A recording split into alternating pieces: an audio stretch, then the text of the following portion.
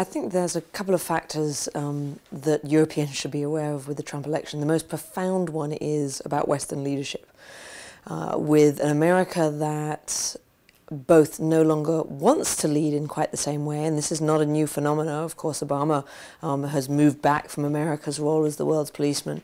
So with an America that no longer wants to lead, but also perhaps can't lead.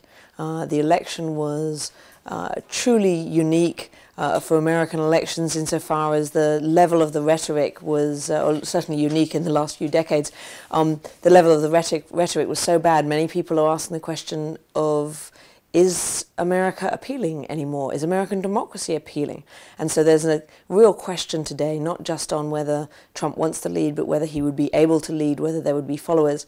If America isn't leading in the West, and Europe isn't leading in the West because of Brexit, because of internal questions about keeping the European Union together, then is there any Western leadership at all? So I think the most profound implication of Trump's election is about Western leadership and whether there is any Western leadership left in the world or whether that will be gone. There are other impacts in specific policy changes as well, but I think that's the most profound one.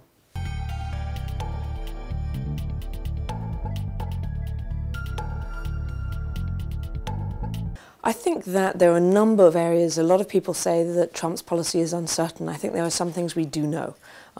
Three things in particular we do know. I think that on trade, we know that Trump is going to be more protectionist, and so the American drive towards an open trade environment is going to be gone for the next 4 years and perhaps 8 years. That has profound impacts on things like the TPP, the trade agreement with Asia, but also TTIP, the trade agreement with Europe, which I think we should all assume is on the shelf for the next 4 years. It is a possibility that there will be some bilateral trade agreements, but I think these broad regional trade agreements are gone. That's policy change number one. Policy change number two that I'm reasonably comfortable with asserting is America's leadership on the environment or climate agenda is also off the table.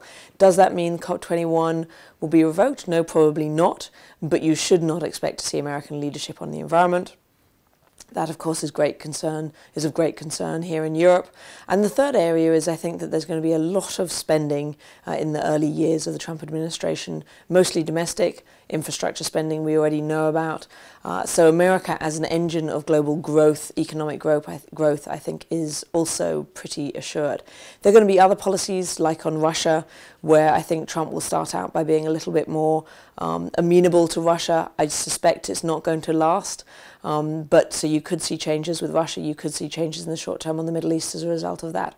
But I think the most profound changes are on trade and on the environment and on the economics.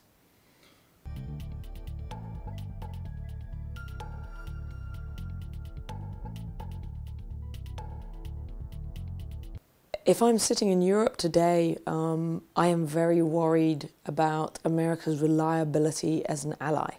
And I'm worried about it for two reasons. First of all, because Trump has made it clear that he doesn't believe that long-term, well-established alliances need to be held with the same respect that all of his predecessors have for the last few decades. And so, first of all, I think the idea that the fact that we've had a defense alliance in the form of Nato for 60, 70 years now doesn't hold a vast amount of water with him.